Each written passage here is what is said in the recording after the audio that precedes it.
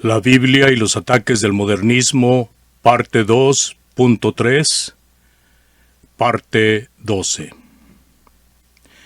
Es bueno recordar que en esta parte 2, abarcada por los últimos audios y los que siguen, se está abarcando argumentos de un modernista y respuestas de los hermanos Wayne y Bill.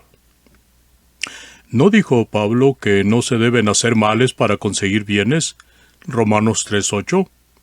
¿Dice usted que Dios tiene el derecho de hacer lo que quiera, aun lo que Él mismo condena? Pero Él es nuestro ejemplo y nos amonesta a que lo imitemos, que seamos como Él. Tercera de Juan 11 y también Primera de Juan capítulo 1, 5 al 7 y Primera a los Corintios 11:1. ¿Qué ejemplo nos pone? Sí, eso es lo que dice Romanos 3:8, y es blasfemia que el autor acuse a Dios por implicación de ser culpable de haberlo hecho.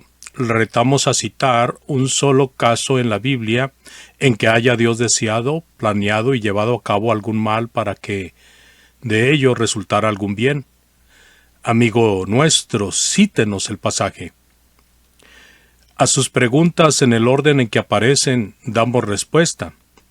Si decimos que Dios tiene el derecho de hacer lo que quiera, pero quiere hacer solamente el bien, o sea, estamos de acuerdo en que Él tiene el derecho de hacer lo que quiera, pero quiere hacer solamente el bien. La pregunta del autor implica que Dios ha querido hacer algo malo en sí, cosa que no ha probado, ni puede. No decimos que tiene Dios el derecho de hacer algo malo. No obstante, en repetidos casos, Dios ha sacado algo bueno de los malos hechos de los hombres. Pero en cuanto a que haga el mal mismo, Él no puede mentir. Tito 1:2. Ni hacer nada malo. Él es luz, y no hay ningunas tinieblas en Él. Primera de Juan 1:5. La pregunta implica que Dios ha hecho algo que Él mismo condena. ¿Dónde está la prueba de esta aserción blasfema? Esta pregunta, como las otras muchas, está basada en premisas y aserciones falsas. El autor representa mal a Dios y luego pregunta, ¿qué clase de Dios es este? Su justicia desigual hace acepción de personas. Dios mismo admite que hace acepción de personas.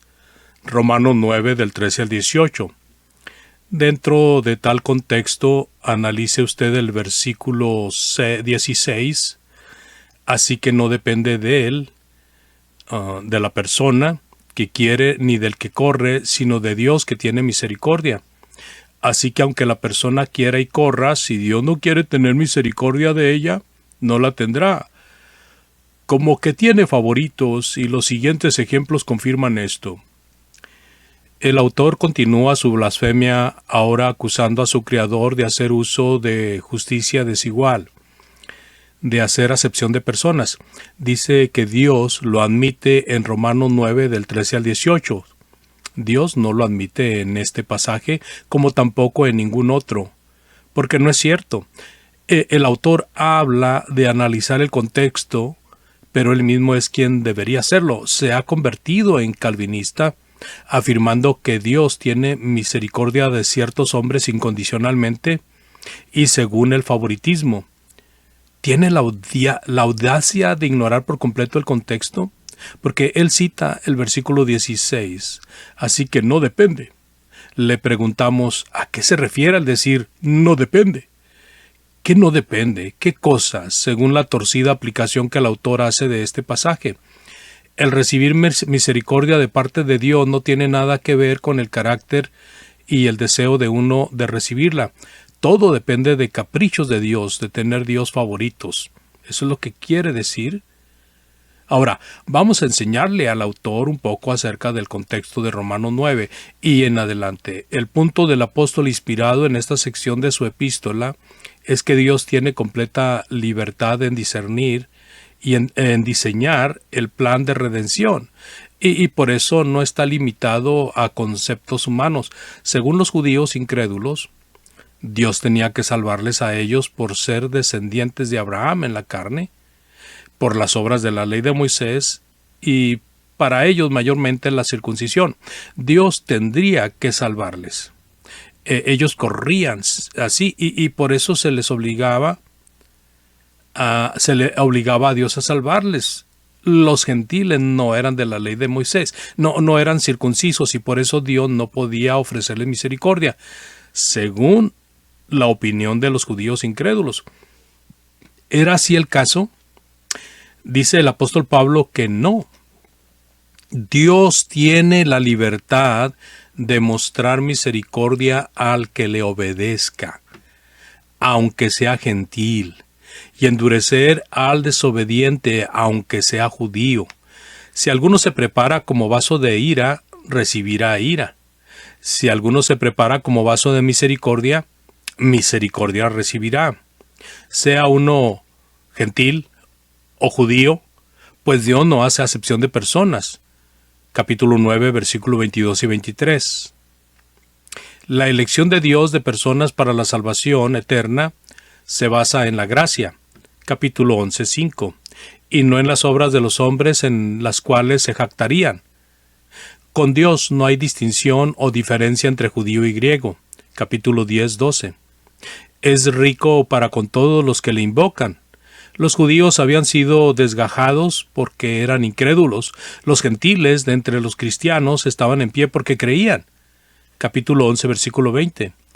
Si dejaran los judíos su incredulidad, podrían ser injertados de nuevo, y si los gentiles no continuaban en la fe, serían cortados. Capítulo 11, versículo 22 y 23. Dios es justo. Si no perdona al uno, tampoco al otro. Capítulo 11, versículo 21.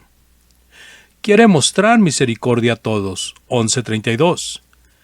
El autor, al contrario, se porta de manera diferente. La salvación no depende del hombre y de sus reclamaciones, sino de la gracia de Dios que se extiende a todo el mundo a base de las condiciones del Evangelio, porque Dios no hace acepción de personas. David y Salomón tuvieron un sinnúmero de mujeres por esposas, pero Dios estuvo con ellos. En cambio, acabó instantáneamente con Usa cuando éste quiso proteger el arca del testamento. Primera de Crónicas 13, 9 y 10. David y Salomón violaron repetidas veces el mandamiento de Dios, pero Dios les aguantó. Usa violó un solo mandamiento con buenas intenciones y Dios acabó con él al instante. ¿Qué quiere decir el autor con la frase pero Dios estuvo con ellos? ¿Que Dios les bendijo en su poligamia? ¿Que lo aprobaba? El modernista es muy vago en sus expresiones, así insinuando cosas. La verdad del caso es que Dios anticipadamente había prohibido la poligamia a los reyes que habría. Deuteronomio 17:17. Dios había advertido de las consecuencias de que los reyes tuvieran una pluralidad de esposas. Pero siendo reyes, ejercieron el derecho de reyes según las costumbres de los hombres. Pues el mismo reinado fue institución, no de Dios, sino de los hombres. Primera de Samuel 8. Y se tomaron muchas mujeres, pero sufrieron las consecuencias. Dios no los bendijo en ese arreglo, al contrario, los dejó sufrir los frutos de su pecado. En el caso de David, el incesto, el homicidio, la violación y la traición entre sus propios hijos. Las esposas de Salomón inclinaron su corazón tras dioses ajenos, y se enojó Dios contra él. Primera de Reyes 11, 4 y 9. Dios le quitó el reino, y el reino sufrió división. Y todo esto resultó como consecuencia de la poligamia. La poligamia en la vida de Jacob le trajo mucho dolor de corazón. Génesis 37. Como también fue el caso con Abraham, capítulo 21, versículos 10 y 11. ¿Cómo puede decir el autor que Dios estuvo con ellos en la poligamia? Les dejó sufrir las consecuencias de este arreglo que toleró, pero no lo autorizó. El autor ignora la diferencia entre tolerar y autorizar o aprobar. Dios no autorizó la esclavitud, pero la toleró mientras ella acababa su curso. Así fue con la poligamia. El autor se queja de la aparente desigualdad de justicia entre Usa por una parte y David y Salomón por otra. También David mismo tuvo sentimientos sobre el caso de Usa, lo cual prueba que los hombres no miran las cosas como Dios las mira. Porque, aunque al principio David estuvo sentido con Dios, al reflexionar sobre el asunto cambió de actitud y aceptó parte de la culpa. Primera de Crónicas, capítulo 15, versículo 1 y 2, y también versículos del 11 al 15, diciendo: nosotros no le buscamos según su ordenanza. Así que, si supiéramos todos los factores de un dado caso, aun como hombres podríamos juzgar mejor los méritos del caso, ¿cuánto más puede Dios? El hombre mira lo que está delante de sus ojos, pero Jehová mira el corazón. Primera de Samuel 16:7. Pudo haber habido algo en el caso de Usa aparte de lo revelado en la narración, cosa que Dios habría sabido. De todos modos, Dios es justo y nuestra ignorancia es una base muy pobre sobre la cual condenar las acciones de Él. Le conviene al autor mostrar más de la actitud de David, la que mostraba después de reflexionar sobre el caso de Usa de una manera serena. A David y a Salomón les aguantó rebeliones sin fin, pero le quitó el trono a Saúl por desobedecerle en el momento de debilidad. Primera de Samuel capítulo 15. El autor se queja de la supuesta injusticia de Dios, pero al mismo tiempo se prueba ser el más injusto de todos. Pues miente contra Dios en cada representación que hace de Él. ¿Dónde dice la Biblia que Dios aguantó rebeliones sin fin de parte de David o de Salomón? ¿Dónde? ¿Y dónde dice lo que el autor afirma acerca de Saúl? En ninguna parte. Son puras aserciones de las cuales su carta está repleta. Saúl era un hombre de espíritu rebelde. Su desobediencia no consistía solamente en un momento de debilidad. Su casa era una en que se derramaba sangre. Segunda Samuel 21:1. Procuraba repetidamente matar a David el inocente. Era uno que había turbado el país. Primera de Samuel 14:29. La diferencia entre él y David fue una de corazón, actitud hacia Dios. Capítulo 13, versículo 14, compárase con Segunda Crónicas 16:9. Hechos 13:22 también. David era mejor que Saúl, dijo Dios. Primera de Samuel 15:28. El que pecó en un momento de debilidad fue David y se arrepintió sinceramente. Y Dios le perdonó, aunque le hizo sufrir consecuencias por su pecado. Segunda de Samuel 12:10 al 14, pero Saúl aumentó sus múltiples pecados con ir a consultar con una mujer que tenía un espíritu de adivinación. Primera de Samuel 28. En cuanto a Salomón, porque se volvió idólatra, Dios le quitó el reino. Primero de Reyes 11:9 al 12. No hay ninguna injusticia con nuestro Dios. Cam fue víctima de una situación vergonzosa, pero fue condenado él y sus descendientes. En cambio, el verdadero culpable de tal consecuencia, Noé, fue bendecido y fue concedido el poder de condenar a Cam. Génesis 9, versículos 20 al 28. Todos los modernistas se elevan sobre Dios en determinar el juicio. Ahora el autor es el juez del caso de Noé y sus hijos. ¿De dónde sacó él su código de justicia? ¿No dirá por qué violó Cam lo privado de la tienda de su padre? ¿Por qué lo contó a sus hermanos? ¿Por qué actuaron los otros dos hermanos diferente a Cam? El autor pinta el cuadro como si Dios hubiera bendecido la borrachera de Noé. Esto es completamente falso, y el autor lo sabe. Dios le bendecía porque era hombre justo. Segunda de Pedro 2:5. Dios conoce a los hombres, conoce sus caracteres, ve más en la persona que uno solo. y que un solo acto aislado.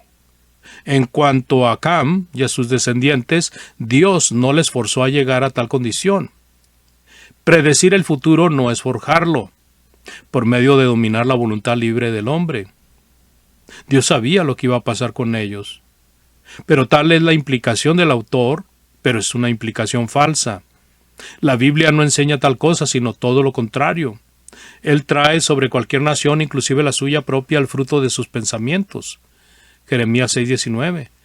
Así dijo Jehová: no se alabe el sabio en su sabiduría, mas alabes en esto el que se hubiere de alabar, en entenderme y conocerme que yo soy Jehová, que hago misericordia, juicio y justicia en la tierra, porque estas cosas quiero, dice Jehová.